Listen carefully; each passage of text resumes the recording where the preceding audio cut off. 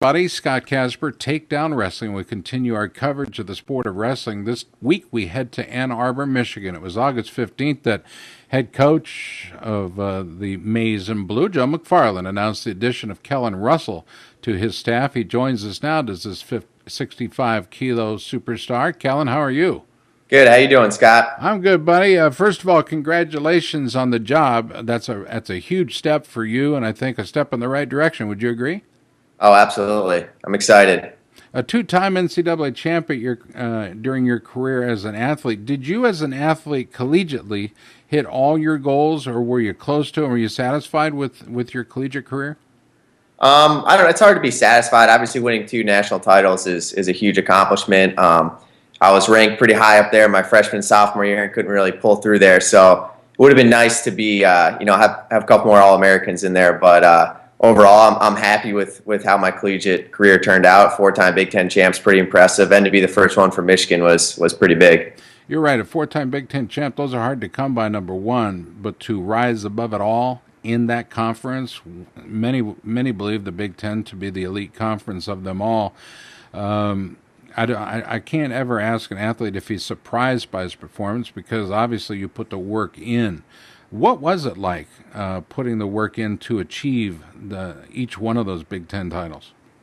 It's hard work, but it's extremely rewarding, especially at the end of the year when you're wrestling the Big Ten, and especially even after a national tournament when you see how many guys that you had to beat in the Big Tens ended up All-American or round of 12. It's pretty impressive. One year I think we had 6 or 7 guys in the top 12 ranking going into NCAAs in the Big Ten. So. Obviously, you need to work hard, but if you succeed there, then, it's nationals is, it can't be any more tougher than the Big Ten, really. A lot of people describe you as a pure wrestler. Joe McFarland describes you as a incredibly driven and focused athlete and a student. And I know that you're not shy about that. That's called hard work, and those are the results from that. But when you think about your opponents that you faced for those titles and through your years as a collegiate athlete, who do you look back upon fondly as in those were great matches? I really enjoyed wrestling those matches. I think in me and Montell, Marion, we always had some exciting matches. There's always some drama involved in those. So those were always fun matches to wrestle because I knew he was going to go hard the whole time and I was going to go hard. Michael Thorne from Minnesota, a couple times we almost came to blows in matches, but that's wrestling. When you're wrestling hard and no one's backing down, you're gonna it's gonna get emotional. It's gonna get tough out there, but those are the guys that I always liked wrestling the best, were guys that I knew were going to put up a fight and that, I couldn't give up, a point or two. I couldn't stop wrestling for 10 seconds because I would have lost that match. So those are 2 of my favorite. And you know what? They're on my list as well. Describe Montell Marion's style and compare it to yours, because it seems to me we have 2 really different styles of wrestling in comparing you and Montell Marion. He was very offensive. He liked taking lots of shots. I was a little more defensive, especially earlier in my career. End of the year, or my senior year, I kind of tried to change that a little bit. But I knew he was going to go hard. He was going to take a lot of shots, and I knew kind of what I was getting right away. He was probably not going to try to ride me too much, and he wasn't going to do a whole lot on the mat, but on the feet he was going to keep going the whole time and try to push you out of bounds at Iowa style, and kind of try to bully you around. And you talk about that Iowa style. Did you like wrestling against what they call the Iowa style? I mean, it seems to me there is a Michigan style as well. Yeah, I liked wrestling against it. I think I wrestled pretty similar. I didn't back up to the edge of the mat. I wanted to control a center, and I did a lot of pushing guys out and shooting guys out of bounds to try to control the pace of the match and kind of dictate what the ref was thinking. They list you out as a volunteer coach for the Wolverines. What does that entail as duties go? I don't know that everybody knows, and maybe it's different on every campus, and it might be, but I'm sure there are some similarities. What does it mean to you in your job description? It's kind of different, wherever you go. For us at Michigan, it's a pretty full-time thing where I'll be, in the office most days working on. I'll do some on-campus recruiting stuff. Because I'm a volunteer, I can't do any off-campus recruiting stuff, and there's a lot of rules that I'm still trying to learn there. It's pretty complicated, but and then as far as practice goes, I'll be in there with Shawn and Josh and Joe, kind of trying to formulate a practice schedule and and breaking down each practice, and I'll be traveling with the team and coaching. So, I'll be training just as I'm doing now. Just I'll be, involved a little bit more with the college guys. What in terms of restrictions, are you restricted at all as far as how you can work out with these guys or when you can work out with these guys? With the college guys? Right. No, I'm pretty, it's pretty similar to what I'm doing now, where I can kind of pick a guy and train with them. If they want to come in for an extra workout, I can do that. I just need to follow, they have the hour, however many practice hours. So I got to learn all that stuff, which is, I'm sure, going to be fun, but I'm excited to be able to work with the college guys. Kellen Russel, one of my absolute favorite, and yeah, I don't often say that, but one of my absolute favorite wrestlers to watch. You find yourself rooting for a guy like this. It's pretty easy because you see he's giving everything he's got, and he just desperately loves this sport, and it shows. Being added to the coaching staff is quite an honor. You are now amongst the rare staff, if you will, of an elite program. Talk to us about Joe McFarland as your leader. He's been with you, or you've been with him a good number of years. Joe recruited me here. Was it like 7 years ago or something like that now? So I've known him for quite a while. I've seen him coach. He's coached me in the finals, NCAAs, Big Tens, and all that. So, I've looked up to him. I've seen what he's done with the program here, and it's really an accomplishment. And I'm excited to be able to work with him a little closer now and kind of get under his wing and learn what he's got. He's been around some of the best coaches in the world and country, so he's obviously learned from the best, and I'm excited to be able to learn from him. You've also been learning from a guy named Shawn Burtt, who I hold in high esteem, much like I do Joe. But Shawn has been in the world of mixed martial arts. He's been in the world of international wrestling, high school wrestling. He's literally been at all levels over the last 15 years, and quite a resume, I might add. Mm-hmm. Very successful school in Illinois, the school he founded. With a tremendous success, great track record. Talk to us a little bit about Shawn Burtt. Yeah, I think him and Joe are similar in their coaching, but they come from very different backgrounds. Where Joe went right into college coaching, so he's kind of been there for a while, and Shawn was in college coaching and then left, and he kind of ran his own business down there. So I think it's great to see two different guys who want to see the program succeed, and maybe they have different ways of going about it, but when they work together, it's pretty impressive to watch. And it's obviously, the last couple of years with the recruiting classes we've had and the success we've had in the last 2 or 3 years, it obviously shows that it's working. And so I know I'm excited to learn from Shawn and excited to work with him. There's a big guy on your team that I don't think knows how good he is. And I think you know who I'm talking about, your heavyweight, yep. Adam Kuhn. Can you describe that? You're a smaller guy, or maybe a low to midweight guy.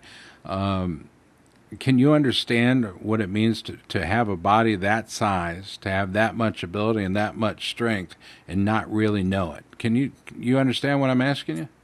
It's hard for me to understand what he's going through with the size wise and being so strong, but I do know what he went through last year. I went through a very similar thing my freshman year.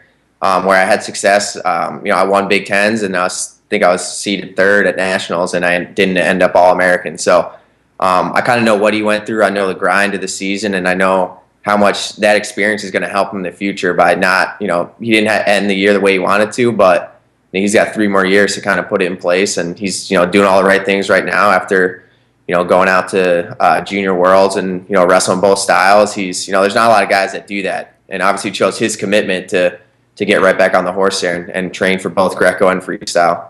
Dude's super strong, and like I said, I don't think he knows how big he is because he moves like a much lighter weight guy. Very exciting to watch. In your junior and senior campaigns, you had 72 bouts. You won 71 of them. One of the victories was over Cal Poly's Boris Novashkov. It was a tight one, 3-2. He has a different style as well, more perhaps Eastern Bloc, if you will. What was the experience like wrestling Novashkov? Did you notice a big difference? Oh yeah, compared to other guys, he kind of is one of those guys that he wants you to get in on his legs, and he's going to start scrambling around with you, and so it's definitely especially coming from the Big Ten, it's completely different from the way most of the guys in the Big Ten wrestle. So it's definitely, you have to be a little more cautious. You can't go straight at him. You got to be able to have a little more setup, a little more move, and push and pulling instead of just pushing the guy the whole time and trying to get him off balance. Were most heavyweights, for example, David Zabriskie, former Iowa State heavyweight, most of his bouts would go to heavyweight, would go to overtime in the heavyweight bouts. And he would usually win those overtime bouts. You only had, 14 overtime bouts, but you won them all. Were you stronger in overtime? And some guys get stronger. Zabriskie obviously was building. That's a good example. But were you stronger in overtime? I mean, I guess so, but I think it was more of my confidence. I knew, that, it was overtime. I knew I'd been in that situation before. I was familiar with it, and I had the confidence that I could get a takedown. Or, I always thought no one could ever ride me out. So if it went into overtime, and I was pretty good on top, so I felt like I could ride him out, or ride him out long enough to where, I would be able to escape and win on time. Obviously, the success on the mat is part of it. You're well known on campus, well liked. You're recently engaged, which is cool. I want to give her a little recognition. Tell us who you engaged and when it happened. I'm engaged to, her name's Christine. She was actually a swimmer at U of M. It happened a couple months ago. We're excited. October of 2015 is when we're getting married. So a lot of planning, but it's been good. October of 2015. So you got a whole year to go, dude. Well, a little over a year. Yeah. Is she picking out all the stuff, the flatware, the plates, and all that stuff, or are you having to get involved? Oh, I actually picked out the place, so I think I'm good now. I think she's got the rest. I picked out the place and picked out the caterer, so I think I overachieved already. She was surprised. So nice job out of you. Was it quick? Did you make the instant decisions, or did you fret over the plate selection? No, it was pretty quick. We kind of knew what we wanted, so it was easy. Once we found the place, and it wasn't too bad.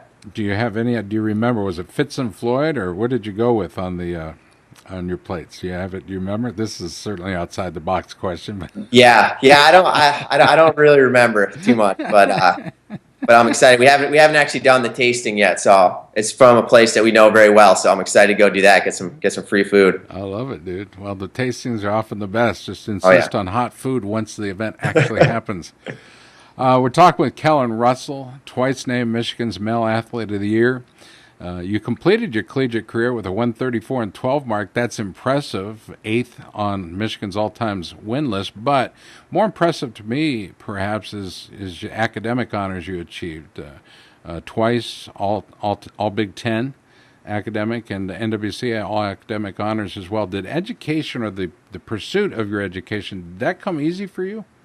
I mean, it was you have to work hard in college, but obviously it was something that was instilled in me when I was younger, and so it's kind of something like I didn't really have to think about it. I knew I'd go to practice, and then I'd come home and get my work done, get my projects done, get my homework done, get whatever I had to do to get done. I never really, it wasn't hard for me to sit down and do it because I knew that's why I was here in school. I loved wrestling, but I was also here to get an education. That's why one of the reasons why I chose Michigan was because of the name, the University of Michigan, when it comes to, prestige. Yeah, well, good job out of you, man. That's anybody can pick up academic honors through hard work and achievement in the classroom has got my respect, and obviously you've done a great job in pursuit of that, and which is why, when it boils down to it, that's why we really go to college, right? I mean, to learn as much as we possibly can, open book type thing.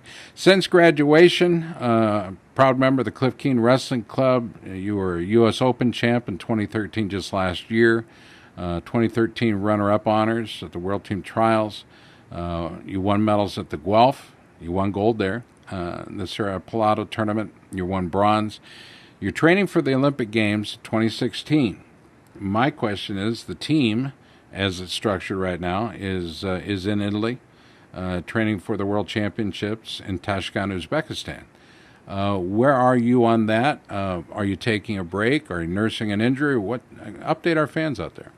Yeah, I'm taking a little bit of a break just to kind of, I'm still training with the college guys and training with, Jimmy when he was here. But overall, I probably won't compete for a couple months, just kind of getting used to my role here on staff and giving my mind and my body a little bit of a break. doing a lot of lifting and then just some wrestling with the younger guys. But I'll be back at it at the end of this year. Start training probably competing in January or February, and then get ready for the U.S. Open and the trials. Most of your previous accomplishments internationally have been at 66 kilos. You'll drop down to 65. Dude, it's loaded. Metcalf sits on top of the pack right now. You got Jordan Oliver in there, Frankie Molinaro. It's a tough weight to compete in, and it's a tough weight to win out in. Talk to us about the competition you face to be in the top three. Yeah, I mean, it's definitely a really good weight class right now. We've all beat each other except for Metcalf. I beat Jordan. Jordan beat me. I beat Molinaro. Molinaro beat me. So, we're kind of, fighting right there for that number 2 spot. And right now, no one's been able to beat Metcalf. But, I think we're all training for that. And I think, especially come 2016 and some other guys are in there, it's going to be, it's going to be one of the most loaded weights. Not only one of the most loaded weights, but one of the most competitive weights worldwide. You found that out at 66. How do you see yourself internationally in terms of competition? I think I've kind of been making these small steps this last year. It's definitely a learning curve for me. Wrestling a different style, and I didn't get to wrestle a whole lot of freestyle in college because of injuries and whatnot in the off season. So, but it's definitely coming along. I think I've been doing better and better in each tournament, and having Andy here and Jimmy and Shawn and Josh and Joe and all those guys with the more experience than I do. I've been picking up stuff pretty quick, and I think I'm going to take a little break here and then go overseas and wrestle. So I want to go back to, it's Kristen, correct? Not Christine. Christine, pardon me. Okay, so Christine with a Y. Mm-hmm. Being a former Wolverine swimmer, obviously I bet very strong legs. She understands practice. She gets competition. Does she understand wrestling and a wrestler's dedication to the sport?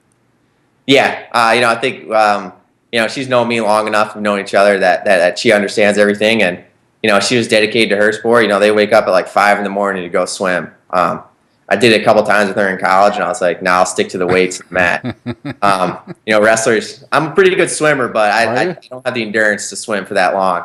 So what are you, a couple times she understands. Across the pool? Huh? You a couple times across the pool guy, and that's it? Or? Yeah, that's about it. I go down and back. I'm a sprinter. That would make sense. That would actually work for you. How about biking? Do you do any biking to, a lot of my motocross stars and motorcycle racing stars that I interview incorporate mountain biking and road racing or road biking into their schedule as far as their training goes. Do you do any biking other than Airdyne? No, I haven't done a whole lot. A couple summers ago, I did a little bit of road biking. One of my buddies was really into it, so I'd go out with him once in a while. But haven't done a whole lot of that lately. Well, I tell you what, I'm sure you would have fun doing it should you do it. And Christine, I'm sure will back you up at 100%, man. Gosh, to be able to marry another athlete, somebody that understands what it takes to get to the top, I think that's just terrific. High Bridge, New Jersey. How long has it been since you've been back? I haven't been back in, I think, about a year and a half. Wow. I've been able to make it back too much, but I see my family quite a bit. My older sister only lives in Lewisburg, Pennsylvania, so that's usually our meeting point. It's about halfway. Nice. Between. Well, obviously, there's some folks you want to thank. You didn't get there by yourself. You had tremendous assets in your high school career as a coach, or in your coaches, your teachers, your family. Who do you want to thank? I definitely want to thank my parents. Without them, I wouldn't have went to Blair. I wouldn't have been at Michigan. They wouldn't have instilled, the work ethic that I have now. Where, I always loved wrestling, but it's hard for a young kid to really love school. But they made sure that I got my work done and kind of made it. You get to wrestle, but you have to go to school. So I'd like to thank them for all the hard work they did to get me to Blair, to get me to Michigan, to keep me on track, and when I did something stupid to correct me on it, because we all do.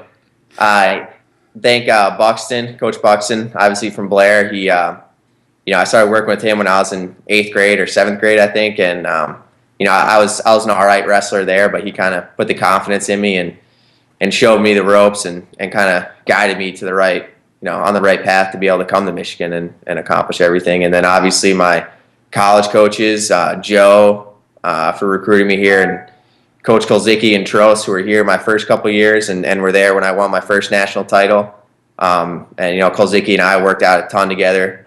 We're still pretty close, and then obviously when Shawn and Donnie came in and they filled in those roles and they kind of kept progressing me through, and Shawn and Donnie they came in and changed some stuff, which I think helped me my senior year win again.